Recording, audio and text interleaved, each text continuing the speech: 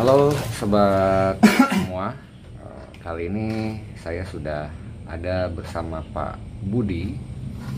Beliau adalah senior saya, senior saya di Banten Heritage, dan senior saya juga ketika berdiskusi ya, teman-teman berdiskusi ngobrol untuk sekedar mencari informasi atau mencari tahu tentang kehidupan lah ya, lebih ke kehidupan. Nah, kali ini kita akan coba untuk mengobrol tentang misteri kasepuhan ya, kasepuhan yang ada di Banten Kidul, entah itu yang ada di Lebak ataupun yang ada di Cibaliung, Sukabumi dan lain sebagainya. Nanti coba kita coba untuk ulik seperti apa. Oke.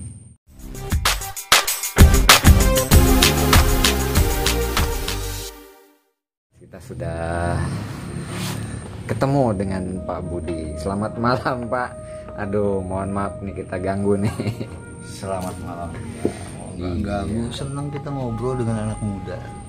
Siap. Ini rupanya beliau juga sedang tidak sibuk, jadi alhamdulillah kita bisa ketemu lagi karena sudah lama ya Pak ya. Kita terakhir ngobrol itu hampir setahunan ya. Ya, hampir setahun. Kita. Dulu itu kalau tidak salah kita ngobrolin tentang situs Kosala, Pak. Oh iya, tentang asal Kosala Karang itu ya. Betul, asal Kosala Karang. Nah, oh ya, bagaimana Raja Sunda terakhir bukan melarikan diri ya, dulu itu apa namanya, menghindar ya, berperang melawan saudaranya yang dari Banten gitu ya. Betul. Yang itu kemudian apa, berpisah di Kosala ya. Oke. Nah, ingat tadi saya. Iya, ingat saya. Berpisah di Kosala. Ya. Nah, betul. itu kaitannya dengan kesepuhan yang ada sekarang itu seperti apa, Pak? Kan sekarang nih kita kenal nih banyak ada kesepuhan apa gitu. Citorek, Ya. Cisitu, Ya, betul. Cisungsang, Cicarucung. Banyak ya, atau di apa, Cikasungka itu apa namanya, kampung Urug Bogor. Iya. Banyak di sini, ada termasuk Sirna apa yang di Sukabumi itu, yang di daerah Cisolok ya, apa ya? Iya, sekitar situ Kalau nggak salah, perbatasan itu, perbatasan Banten dan Jawa Barat. Masih di sekitar kaki Gunung Halimun lah. Ya. Itu ada keterkaitan dengan yang di Kosala itu, Pak? Sebenarnya gini ya, kalau pertanyaannya berkaitan dengan yang di Kosala itu apa? Ya, Manusia. Nah, maksudnya itu yang berkaitan dengan peristiwa, bahasa Sunda mah paburincaina keluarga keraton Sunda dirinya, atau dengan orang Kosala situnya gitu ya. Kalau pertanyaannya berhubungan kesepuhan kaulatan anu aya ayeuna, laju dihubungkan jeung orang Kosala yang ada di Kosala, kayaknya lamun hubungannya secara langsung mah aya gitunya ya. Karena walau bagaimanapun juga orang-orang Kosala itu kolot sebelum Tarumanagara. Oh, itu sudah ada sebelum? Sudah ada. Sebelum Tarumanagara itu sudah ada Kosala itu. Bahkan kerajaan Kosala di India itu sempat dimasukkan ke dalam epos Ramayana. Gitu, sempat masuk menjadi bagian cerita epos Ramayana. Jadi kerajaan Kosala itu lupa saya rajanya siapa itu turunan Sri Rama gitu dalam epos Ramayana. Nah, kemudian kalah perang yang mengungsi ke sini. Nah, itu orang-orang Kosala, jelas orang Kosala lebih tua dan dia tinggal di situ. Memang kalau menurut naskah Pangeran Wangsakerta mah gitu ya, dia membuat kemandalaan gitu. buat kemandalaan di situ. Kemandalaan tuh mungkin sebelum ada istilah kerajaan ya. Kembali ini saya ada sedikit ini ya, agak mengganggu saya juga gitu. Ini saya tidak tahu siapa nanti yang akan melihat ini. Saya katakan kembali, ini bukan sejarah. Iya, betul. Ada yang mengelompokkan sebagai local historiography atau cerita rakyat atau kearifan lokal orang Sunda, yang sementara ini banyak kalangan akademis menolak bahwa informasi-informasi itu bagian dari sejarah sebagai disiplin ilmu. Nah, yang kedua tadi kalau berhubungan dengan orang Kosala, tapi yang kedua ini berhubungan dengan Kosala sebagai toponimi, sebagai wilayah yang kemudian diberi nama Kosala. Saya coba sambungkan dengan apa yang pernah sebelumnya tahun lalu saya bercerita bagaimana ada sang raja Sunda yang terakhir, yaitu Raga Mulia Surya Kancana beserta keluarganya menghindari peperangan dengan saudaranya sendiri yang dari Banten, karena merasa pihak Banten merasa mereka memiliki hak untuk meneruskan kerajaan Sunda gitu. Artinya ketika saya akan mencoba untuk tidak bercerita tentang peperangan itu, karena itu peperangan yang dilangsungkan yang terjadi di kota Pakuan Pajajaran, bukan kerajaan Pajajaran ya. Kerajaan Sunda, ibu kotanya Pakuan Pajajaran. Nah, ini terjadi peperangan di kota Pakuan Pajajaran. Itu saya mencoba untuk lupakan dulu itu, karena itu mungkin akan bercerita tentang perjalanan mahkota Binokasih nantinya, dan kemudian nantinya juga akan berhubungan dengan Syekh Karang nanti, Pucuk Umun Gunung Karang. Nanti itu akan kesana nyambungnya. Kalau itu mungkin ada yang tahu masjid kuno ya, masjid tua di Pasir Angin, Masjid Al-Aras. Masjid Al-Aras itu masjid tua sekali ya. Nah itu salah satu ada hubungannya ke sana. Nah tapi ini bercerita bagaimana perjalanan Raga Mulia Surya Kencana menghindari peperangan dengan Maulana Yusuf sampai sebelumnya kita sudah bercerita sampai ke Kosala ya. Betul. Saya tidak tahu Kosala ini sedemikian secara spiritual demikian kuatnya, saya tidak tahu. Hanya tadi itu bagaimana Raga Mulia Surya Kancana berpisah keluarga besarnya di Kosala, kemudian bagaimana Uga Wangsit Siliwangi. Nah ini banyak dikenal, apalagi di media sosial atau di Google pun mencari akan banyak sekali Uga Wangsit Siliwangi.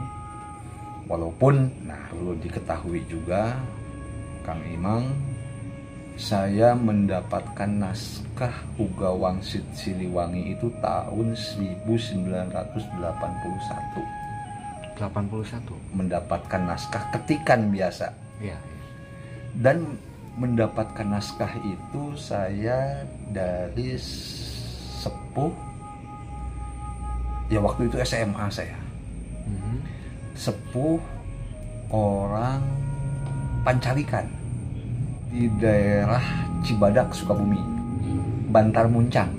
Ada teman kos di sana, saya sekolah di SMA di situ, kemudian sering saya main cerita itu. Diberikanlah teks itu. Nah, sekarang banyak sekali teks Uga Wangsit Siliwangi dicoba searching di Google. Tapi anehnya bahasanya beda gitu. Walaupun ada yang sama-sama, tapi bahasanya beda. Beda. Yang saya dapatkan di Cibadak Bantar Muncang itu bahasa Diangaing, Dararia, Dauk, Kaleang itu ada. Sekarang nggak ada. Jadi lebih diperhalus mungkin. saya tidak tahu. Contoh, saya yang paling jadi patokan saya nyebutkan di situ dalam naskah ketikan saya yang dapat saya terima itu, di sisi Wahangan Cibanten disebutkan. Ada disebut.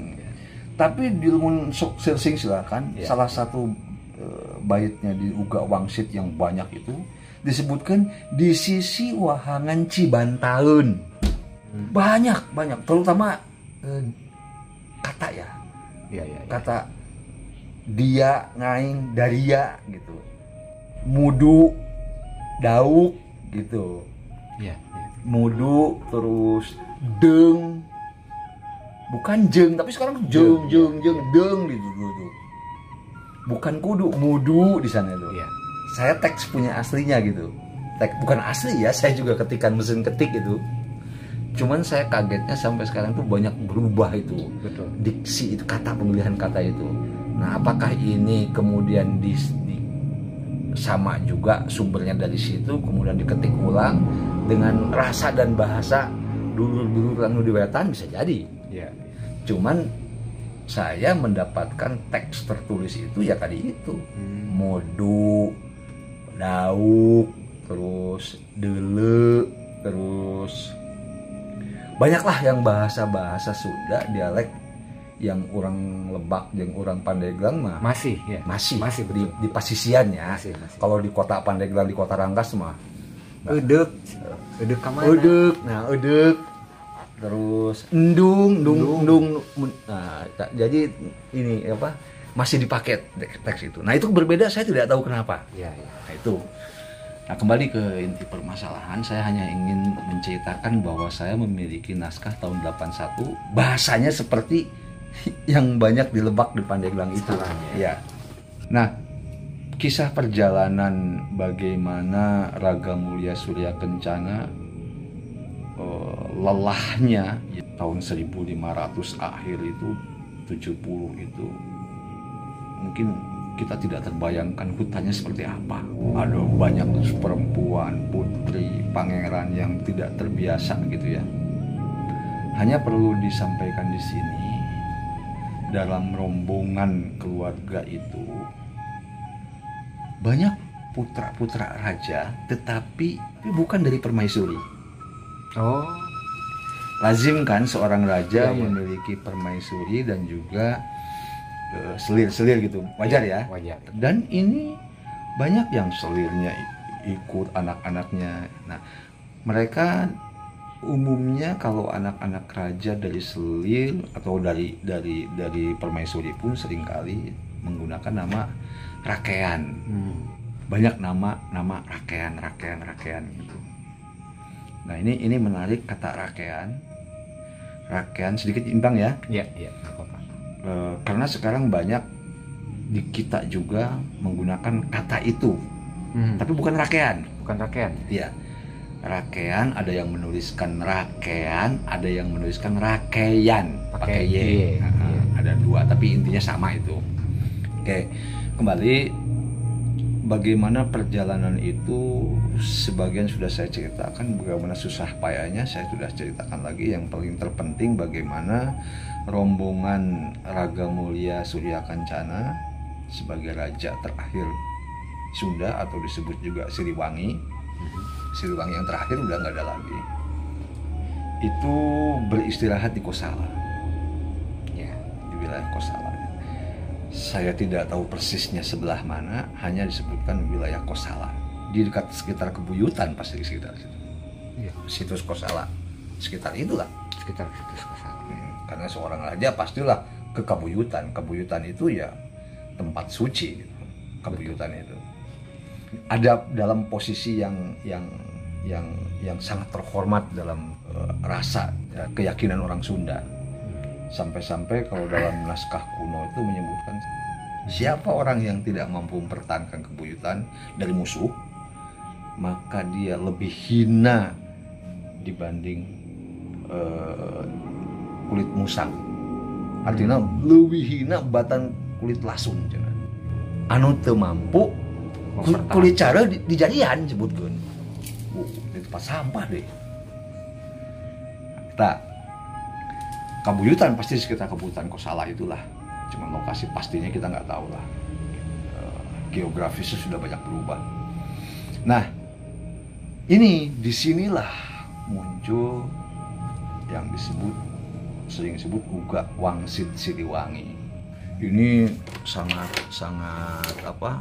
fenomenal. Kenapa fenomenal?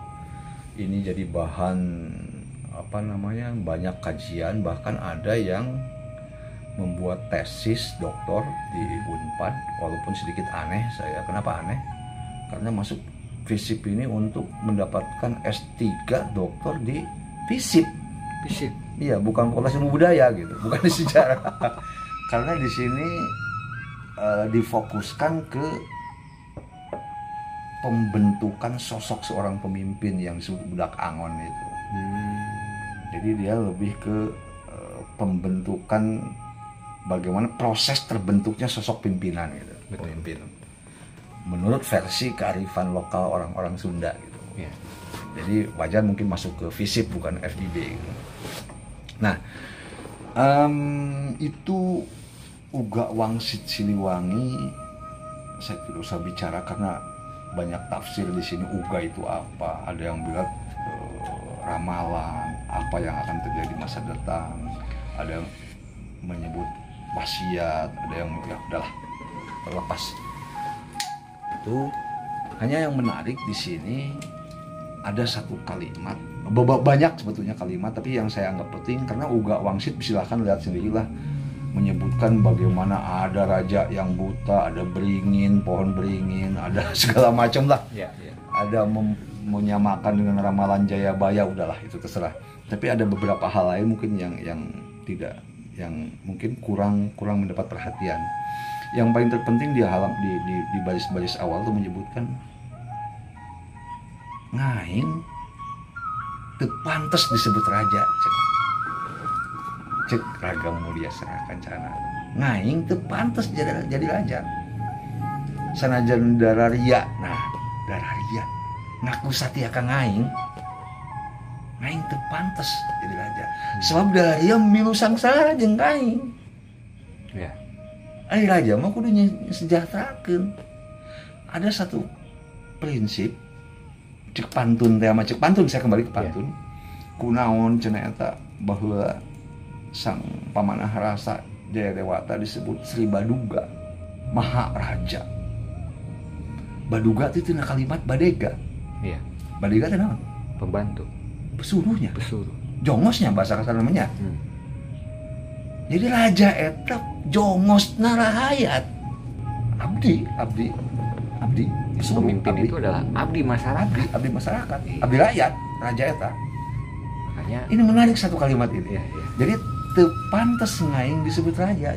Teu pantes ngaing jadi raja. Lamun Dararia ngaku satya ka ngaing, tapi Dararia hirup rudin sangsara balangsak. Teu pantes ngaing. Nah, hiji eta.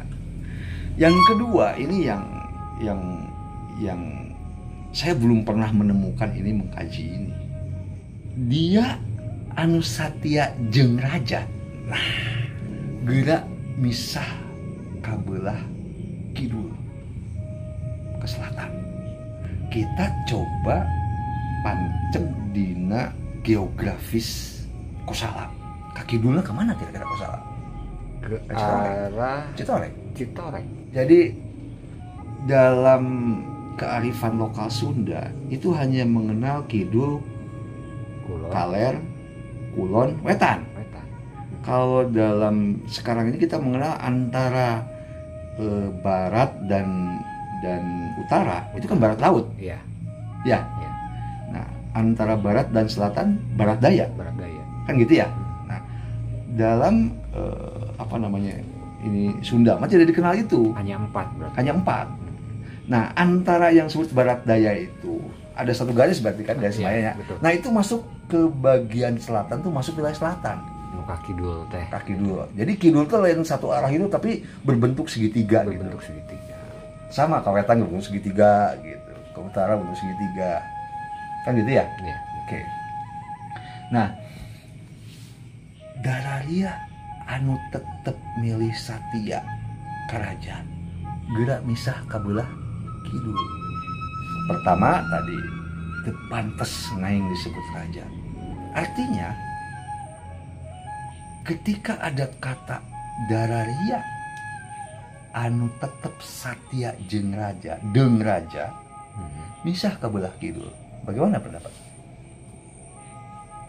Berarti sebetulnya masih ada raja lain. Sip, betul. Jadi ini dalam beberapa naskah, termasuk naskah Pangeran Wangsakerta, naskah-naskah apapun yang dituliskan oleh Gio juga sama dalam Banten Pra-Islam, Claudio Gio. Raga Mulia Surya Kencana itu sudah menjadi raja resi, raja tanpa mahkota, yang mempunyai istana di Pulasari. Kemudian yang memegang mahkotanya? Sip, pertanyaannya yang bagus. Dan ini tidak pernah muncul ke permukaan, selain di orang-orang tertentu ya. Betul. Yang masih menghormati dan menghargai local historiografi, istilah keren nama. Ya, cerita rakyat. Cerita rakyat ataupun kearifan lokal. Dararia nu tetep satya jeung raja geura mingkah ka belah kulon. Sementara Raga Mulia Surya Kencana ka kulon. Ieu teh ka kidul nu setia. Iya kan? Iya, betul. Iya, benar. Iya. Hampir semua naskah mengatakan Raga Mulia Surya Kencana yang dalam naskah Pangeran Wangsakerta disebut sebagai Nusia Mulia ke Pulasari. Raja Resi, sehingga disebut sebagai pucuk umun Pulasari. Bukan ke arah selatan ya seperti Tetapi yang dalam Uga Wangsit disebutkan Dararia nu tetep satia jeung raja geura nyingkah ka belah kidul. Ya kan? Artinya kalau kita perbandingkan, compare antara beberapa fakta data bahwa Raga Mulia Surya Kencana itu menjadi raja resi di Pulasari, artinya di Pakuan Pajajaran, di ibu kota, sudah ada putra mahkota yang sedang proses pelatihan, tinggal dilantik menjadi raja pengganti Raga Mulia Surya Kencana. Ya. Sudah ada putra mahkota. Dan di sini disebutkan beberapa pantun. Nah, ini juga saya heran. Ini saya juga tidak tahu lah. Hanya dulur-dulur ulang ya orang Sunda loba anu nyebutkeun pantun Bogor gitu nya. Iya. Hah, benar. Laju lamun kuari urang deuk nalungtik. Iya. Ari kota Bogor, kata Bogor teh ayana iraha. Setelah Belanda, Pak. Nah, Raden Tanujiwa Arya Tanujiwa anu ngabuka nage atas biaya VOC. Iya. Nyaritakeun tentang Saacan Bogor. Ai kami mah cek pantun nage kasebutna pantun Pakuan Pakulonan.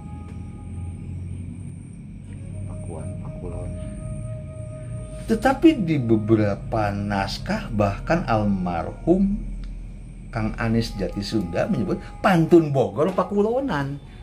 Walaupun almarhum saya pernah ngomong ngingetin gitu, Kang, Bogor teh tahun sabaraha istilah Bogor eta. Geus saya amat sih Pakuan Pakulonan saya amat. Ya kekeh nanti ditu nage cenah ti juru pantun Bogor bae cenah gitu. Pantun Bogor.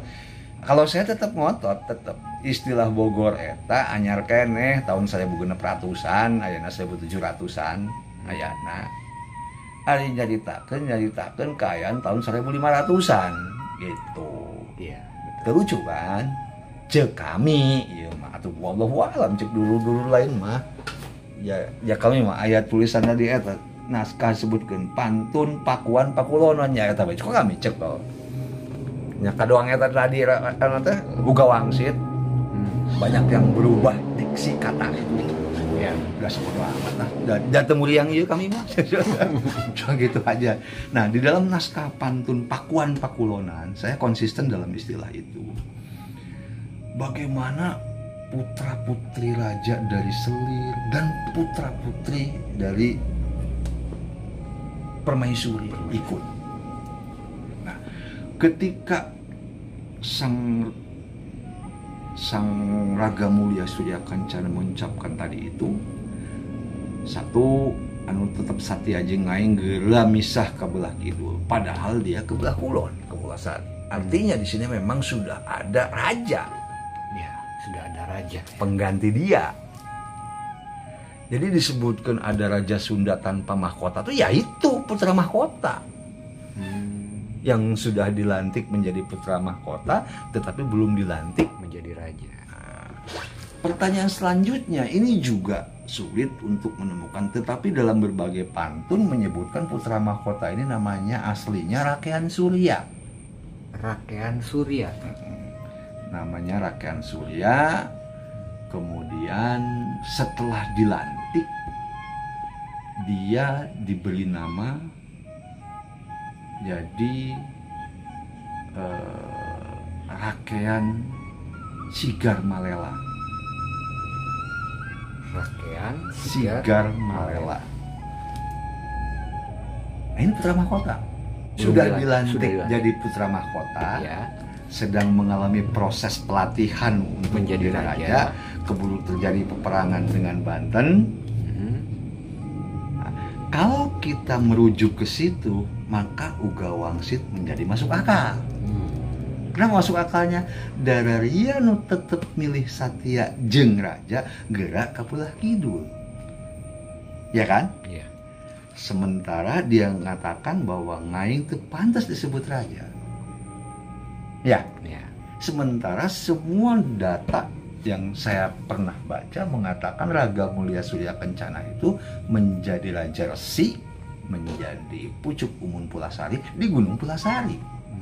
Kan gitu? Ke sebelah kulon. Kulon. Tapi dalam kata ini Uga Ya. anu tetap Satya jeung raja geuranya enggak ke belah kulon. Ke belah kidul. Kidul, sorry. Kidul.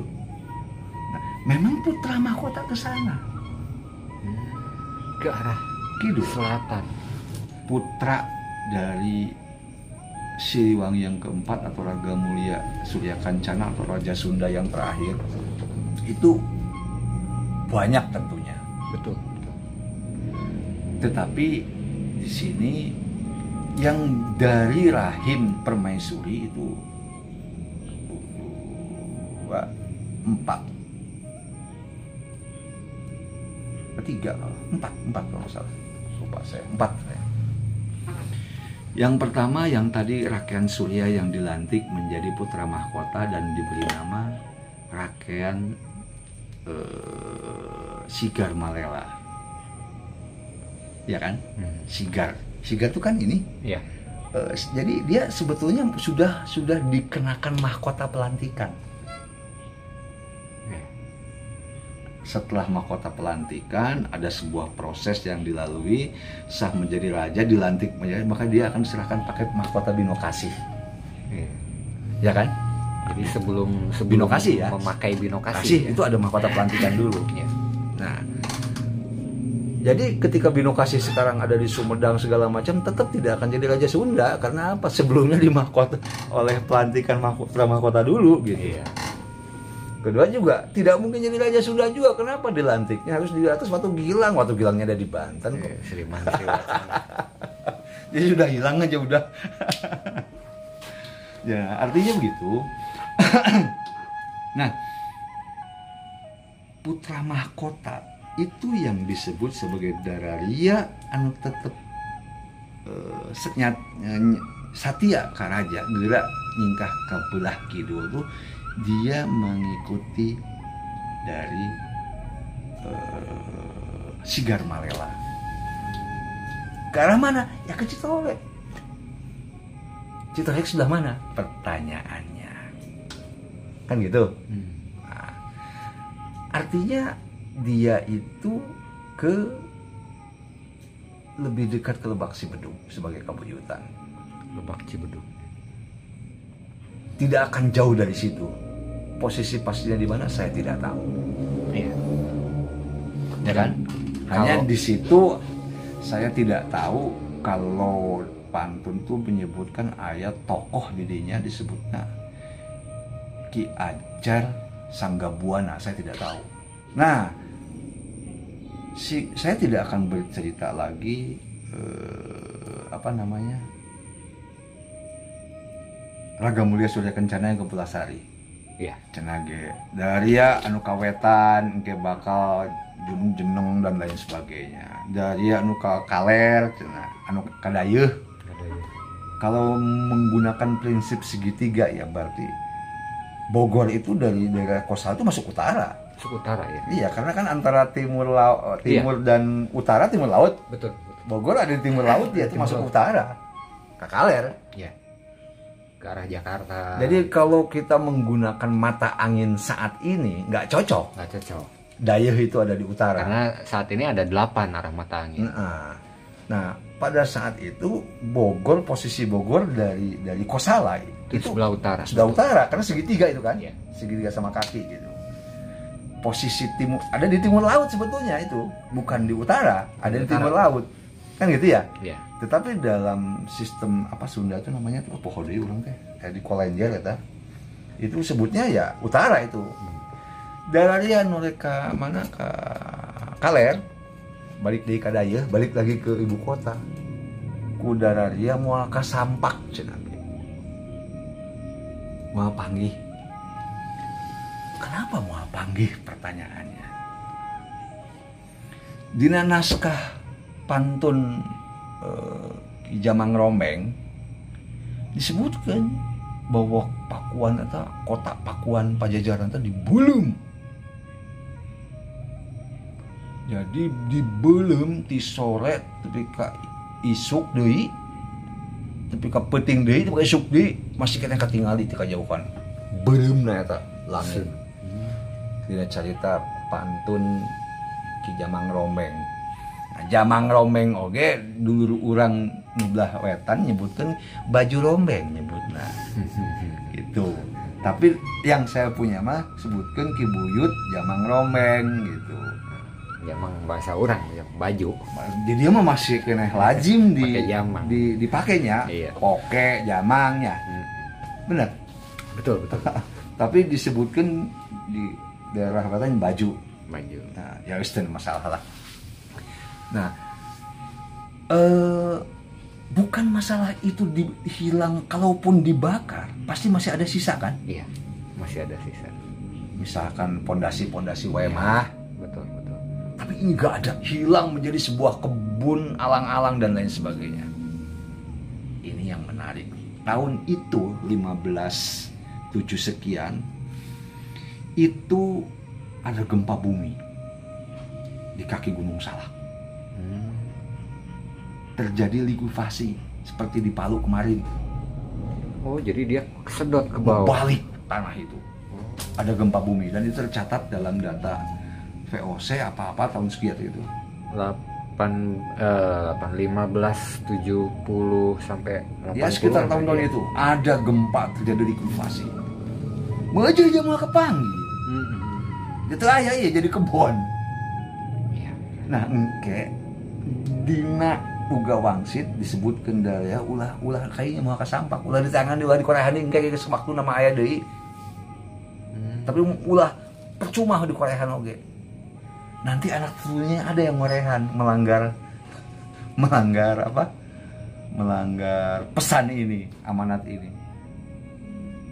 Yang membuka kota Bogor itu turunannya salah satunya. Arya Tanujiwa itu. Jadi kembali, ketika putra mahkota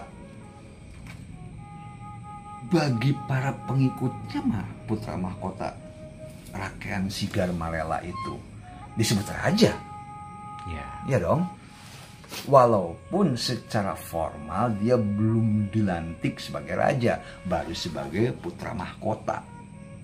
Tapi kalimat nusia mulia raga mulia Surya Kencana dararia nurek tetap satya jeung raja kageser ka kidul, maka para nusatya jeung raja eta tetap menganggap putra mahkota itu sebagai raja. Ya. Dan pengikut-pengikutnya ini tetap menyebut raja. Dan menyebutnya juga Siliwangi juga. Banyak ternyata Siliwangi ya. Banyak Siliwangi. Sementara orang dikaburkan ku istilah Prabu Wangi, Niskala Wastu Kancana. Prabu Wangi itu gugur di Bubat. Niskala Wastu Kancana, Jaya Dewata alias Sang Pemanah Rasa juga Siliwangi. Kadang-kadang yang bingung mah ieu nu mana deui cenah ieu. Iya, dianggapnya cuma satu orang. Kembali kalau tadi kita berbicara di situ di ilmu sosial yang satu sama lain saling keterkaitan, ada yang mah tempus waktu. Ya kan? Nah, kembali kalau kita ajak di situ, itu bagian dari historik. Ya kan? Betul. Oke, kembali. Bagi para pengikutnya mah Rakean Sigar Malela itu adalah raja. Dan bagi para pengikutnya mah Rakean Sigar Malela itu Siliwangi. Mengapa saya berbicara seperti ini? Nanti ada yang namanya Uga Caturangga Siliwangi. Oh, muncul lagi. Uga Caturangga Siliwangi. Ada lagi nanti. Nanti belakangan tuh munculnya. Dan ini diucapkan oleh Rakean Sigar Malela. Nah, nanti itu mah nanti. Kita berbicara masalah kesepuhan nih, kaolatan. Ketika perjalanan dari Kosala menuju Lebak Sibedung, itu kabuyutan sakral, sangat sakral sekali. Ada dua kabuyutan sakral yang tua di daerah sekitar Gunung Halimun itu ya. Pertama Kosala, yang kedua Cengkuk. Cicengkuk. Saya juga tidak tahu sebelah mana Cicengkuk. Cicengkuk. Cuman konon kabarnya di situ ada menhir raksasa gitu. Dan sudah menjadi bagian dari situs peninggalan purbakala. Sudah resmi. Oh, sudah resmi. Udah. Cuman saya tidak tahu juga Cengkuk belah mana. Cuman itu masuk di dalam ini kabuyutan Cengkuk. Jadi ada kabuyutan Lebak Sibedug, kabuyutan Kosala, kabuyutan Sibedug, jeung kabuyutan Cengkuk. Saya tidak tahu. Nah, jadi pertama perjalanan dari Kosala menuju Lebak Sibedug, kabuyutan Cibedug. Sibedug sebut nama teu aya Lebak Sibedug baheula mah hanya disebutkeun kabuyutan Sibedug disebutna. Bukan Cibedug ya, Sibedug ya. Kalau saya hanya mengira-ngira oh kabuyutan Sibedug itu meureun Lebak Sibedug ayeuna gitu. Nah, ketika perjalanan dari Kosala menuju Lebak Sibedug, kebayang kan ayeuna? Iya. Dekatnya, nggak begitu jauhnya. Dekat. Tetapi kita jangan melihat bekat perjalanan saat ini, perjalanan saat itu di tengah belantara. Walaupun sudah ada jalan setapak ke arah sana karena tempat yang memang disakralkan. Ya. Nah, ketika mulai di Kosala saja, ketika Uga Wangsit Siliwangi yang dibicarakan oleh Raga Mulia Surya Kencana di Kosala ini, di situ sudah mulai banyak putra-putra para raja ini yang dari selir ya, mulai ada yang sudah tidak sanggup lagi meneruskan perjalanan.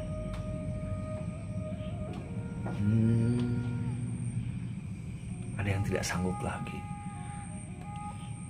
Ada sekelompok rombongan yang menyatakan tidak sanggup lagi meneruskan perjalanan.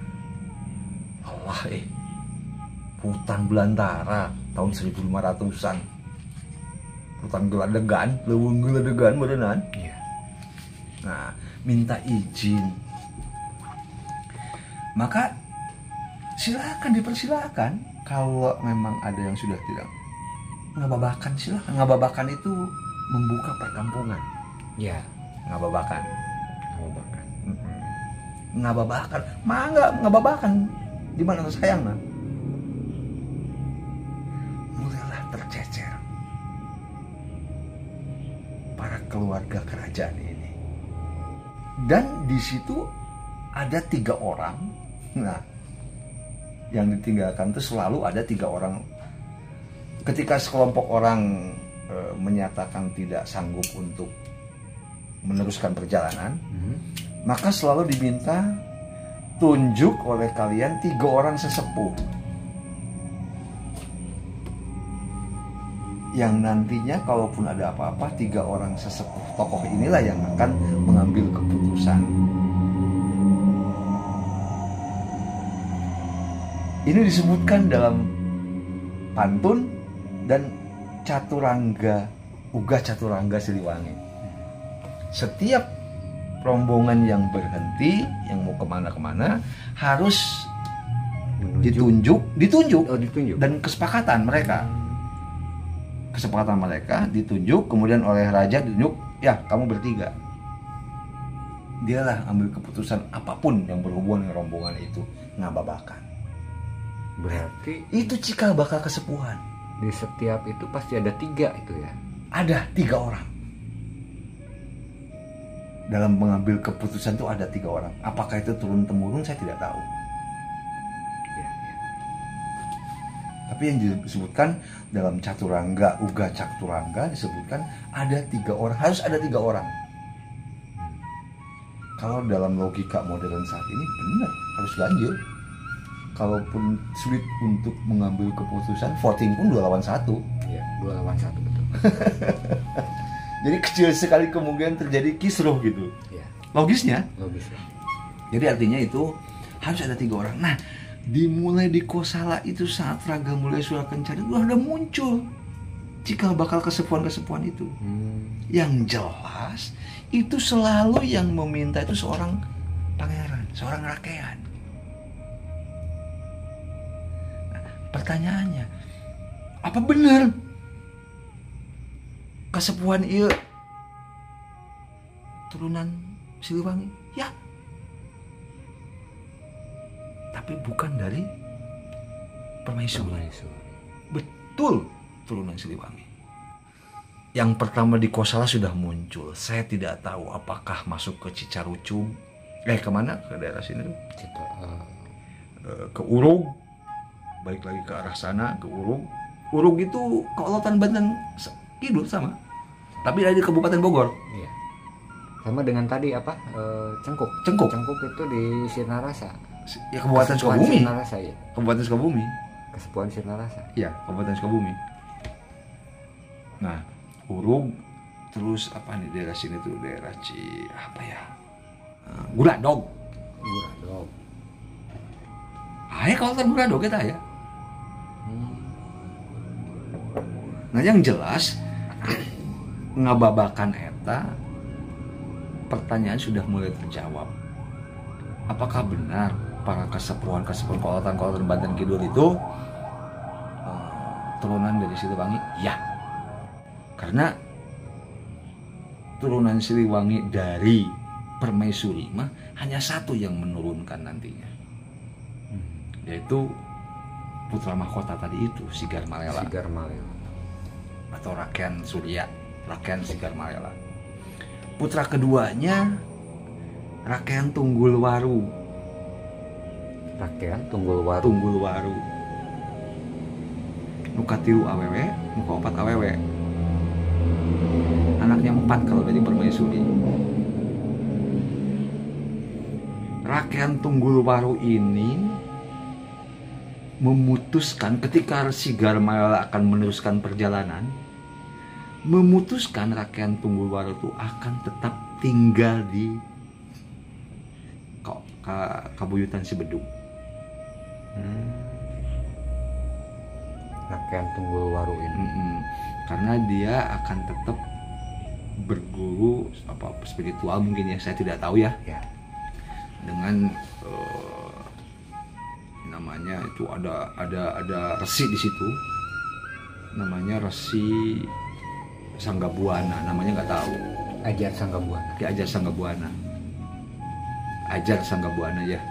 Saya nggak tahu. Mungkin tanya ke Olot sana gitu. Saya tak Ajar Sanggabuana. Sanggabuana itu nama apa? Ajar Sanggabuana. Nah, Rakyat Tunggul Warumah dia tetap tidak ikut ke perjalanan Ke Sigar Malela. selatan. Tidak ikut. Yang jelas kalau dari Sajra ke selatan ya ke Lebak Sibedug ya. Ya, Maksi Bedug. Ke selatannya ya. Oke. Nah, perempuan yang ketiga, anak Raga Mulia Surakencana dan Permaisuri, ini masih disaja ya. Iya. Jadi anak yang ketiga dan Permaisuri itu ikut dengan Sigar Malela. Anak yang ke Tiga. 3 dan Namanya siapa lupa perempuan itu ya. Itu ikut dengan Sigar Malela berjalan dari Sajra menuju Sibedug. Sibedug. Iya dong. Tetapi di tengah-tengah perjalanan antara Sajra dan Sibak Sibedug, di sekitar Gunung Bongkok, karena di situ ada tokoh. Itu gurunya Raja-Raja Sunda. Ajar Gunung Bongkok namanya. Ada Ajar Gunung Bongkok, itu gurunya Raja-Raja Sunda. Jeung Ajar Ajar Sanggabuana Jeung Ajar Gunung Bongkok. Nah, dalam perjalanan tengah-tengah lah kira-kira antara Kosala ke Sibedug, di tengah-tengah di sekitar Gunung Bongkok ya sekitar Hariang mungkin ya ke situ. Harian, iya, betul. Itu rombongan Permaisuri dan putri yang ketiga sudah angkat tangan. Capek. Sudah lelah dia. Atau ya lumbang suku meureun. Ajan ditandu ge meureun tetep capek lah. Ya, karena posisi topografisnya juga sangat tidak memungkinkan. Untuk perempuan ya. Ya, betul. Nah, tidinya akhirnya Sigar Malela mengatakan ibu ka ibuna. Kakek ka kakekna. Jadi bapak indungna, bapak Permaisuri. Iya, iya. Bapak Permaisuri itu ya juga sebagai Mahapati ternyata. Namanya siapa ya, Raga Geni atau apa lupa saya. Si kayak muna seuneut panas gitu. Iya. Jadi Patih Raga Geni ngaranna eta. Bogana perempuan jadi Permaisuri Raga Mulia gitu. Nah, jadi berarti ibuna Sigar Malela dong, ya. putra mahkota. Anak yang ketiga ini sudah tidak sanggup berjalan. Kenapa? Ya udah lelah. Akhirnya Sigar Malela mengatakan ke kakeknya, ke Patih Raga Geni, kakek udah nges di dibae wis. Karena ti dia deket ka kabuyut ka orang ka itu ka Kanekes. Geus dipimpin ku aki bae, ajak ka Kanekes. Ngababakan di Kanekes di itu. Nah, jalur yang dilaluinya itu jalur ente kalau mau menuju Gua Sangyang kan lewat jembatan sepas mobil. Ya. Itu jalur tua menuju Baduy itu yang Oh, jalur Nuka Batara. itu jalurnya putri yang ketiga Permaisuri dan Patih dan Ngababakan di Cikartawana. Itu jalurnya. Ternyata itu ya jalurnya. Kalau Ajar Gunung Bongkok itu gurunya Raga Mulia Surya Kancana, guru-guru Raja Sunda terakhir ya. Pantai. Jadi kembali saya ke pantun Pakuan ya, pantun Pakuan. Jadi Gunung Bongkok itu ada sosok seorang Ajar. Ajar itu ya resi atau kiai ulama merenya. Iya. Zaman sekarang itu gurunya Raja-Raja Sunda. Kasebutna Ajar Gunung Bongkok. Nah, namanya siapa saya nggak tahu. Yang jelas raja-raja Sunda termasuk Raga Mulia Surya Kencana, Siliwangi terakhir, Sigar Malela, Tunggul Waru, ya ke gurunya ke Ajar Gunung Bongkok dan Ajar Sangga Buana. Gitu, Ajar Sangga Buana, Ajar Gunung Bongkok. Saya tidak tahu lah Gunung Bongkok belah mana. Apakah ada? Tapi yang jelas kalau menurut pendapat saya mungkin ada orang tua yang tahu bahwa di situ ada kabuyutan orang yang suka dijarahin. Itulah mungkin Ajar Gunung Bongkok. Jadi ketika kita bicara tadi dalam perjalanan antara Kosala menuju Cibedug, sekitar Gunung Bongkok, karena di situ bertemu dengan Ajar Gunung Bongkok. Ajar Gunung Bongkok itu sesepuh di Sunda. Ajar Gunung Bongkok itu seorang resi Ajar yang menjadi guru-guru dari raja-raja Sunda. Jadi ya gurunya Raga Mulia Surya Kencana, gurunya Sigar Malela. Nah, disitulah mereka Ibu Suri, Permaisuri, dan anak perempuan Raga Mulia Surya Kencana yang ketiga, namanya siapa? Lupa saya. Dan Mahapatih, Raga Geni. Mahapatih enggak, hanya ibunya yang meminta kepada Sigar Malela, saya tidak mampu ikut perjalanan ini, saya sudah lelah. Kan gitu. Nah, atas saran saran Ajar Gunung Bongkok, ya geus di dieu bae. Kudu di dieu tapi lain di dieu cenah. Asup ka itu ka Kanekes. Ngabobakan di Kanekes cek Ajar Gunung Bongkok. Sigar Malela, putra mahkota yang dianggap raja oleh para pengikutnya, tentu hormat dong ke Ajar Gunung Bongkok, ya gurunya. Ya. Hormat dong. Nah, Ajar Gunung Bongkok lah yang meminta kepada Permaisuri dan putrinya yang ketiga dari Raga Mulia, kalau mau berhenti ulah ngababakan di dia. Gitu. Tapi ngababakan di Kanekes. Nah, Ajar Gunung Bongkok juga yang memerintahkan supaya didampingi oleh kakeknya Raga Mulia, kakeknya Sigar Malela, Raga Geni itu. Raga Geni. Ya bapaknya Permaisuri. Iya. Konon kabarnya kalau menurut cerita pantun mah, Permaisuri ratu apa dan yang Raga Geni inilah yang ngababakan di antara Cibeol dan Cigesik, letaknya di Cakartawana. Gitu, cek pantun ya. Nah, kemudian di daerah Haryang itu juga ada putra pangeran lain, putra Raga Mulia Surya Kencana yang bukan dari Permaisuri ya, yang kan banyak pasti anaknya. Iya, betul. Ada juga yang minta tidak bisa mengikuti perjalanan ini. Cek Ajar Gunung Bongkok, cenah ge lamun daria geus teu kuat deui, geus ngababakan di dieu.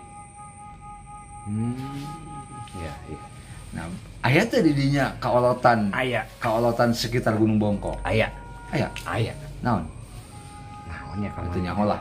Pokoknya mah aya kamar eta. Aya. Kan abi teu narosnya, kaolotan naonna gitu. Kan aya di dieu. Cenah aya, cek pantun mah aya anak Raga Mulia Surya Kencana dari istri raja. Kalau nyebut istri raja berarti kan bukan Permaisuri gitu. Ya. Karena nyebutkan Ibu Suri kalau ke Permaisuri itu. Jadi putra raja cenah sama dengan Permaisuri, tapi dia ogah untuk ikut Permaisuri jingka itu. Kanekes. Jadi hayang di dieu wae. Yang di dieu wae ya ngabawakan di dia di Haryang, sekitar Gunung Bongkok. Sekitar Gunung Bongkok. Enggak di Haryang, enggak di sekitar Gunung Bongkok belah mana enggak tahu saya. Iya. Tapi yang jelas ada yang ikut dengan Ajar Gunung Bongkok dan membuka ngababakan dirinya gitu. Jadi ngabuka perkampungan di sekitar Gunung Bongkok. Ya. saya kalau berdasarkan itu kelihatannya di sekitar Gunung Bogor ada kesepuhan.